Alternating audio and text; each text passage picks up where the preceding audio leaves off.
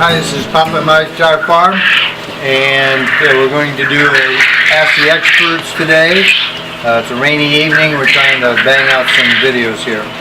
So we have some real common questions that relate to the cages and our facility and that sort of thing. So we'll just get to it here. What size are your brooders?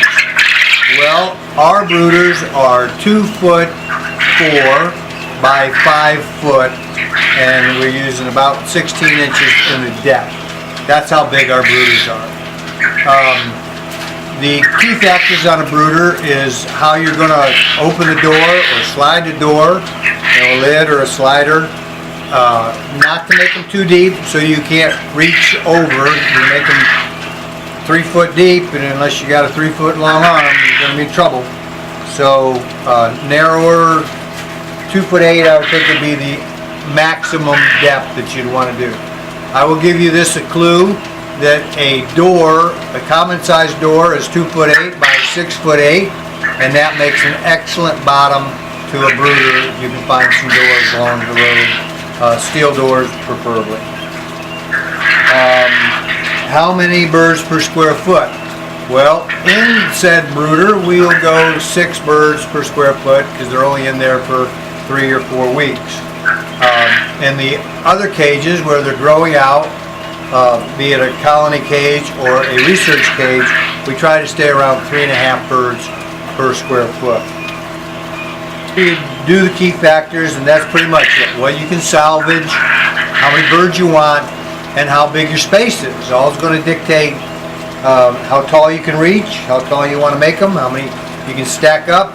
Are you comfortable bending down? Are you comfortable working on the floor?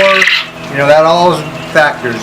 You'll see in any of our videos and tours of the barn, we have things off the ground. I'm old and I don't like crawling around with food. And where do you get your waters? Well, we make our waters, and I like to think they're pretty clever. I do have a video on how we made these waterers, but it was version 2, and now these are version 3. In our brooders we use wood chips for our bedding, and the birds just amuse themselves by filling it just up to the top with wood chips. So before the video that I had, it had a dead end cap, and it just filled up, and now I've put this little hoop-de-doop in there so you can just take your finger and squish it out like that to keep the chips out. The idea, of course, is that you can have them outside of the brooder. You don't have to open the brooder to feed or water your birds. So we'll do more detail, but we don't really buy our waterers too much. And if we do, they're just the little waterers that you screw a mason jar on. But we needed a bigger jar than what they would do, and we didn't want to open every door all the time. So I appreciate you watching. I hope that's been kind of helpful. Ask any further questions. We're happy to answer them. And this is Papa signing off. Bye-bye.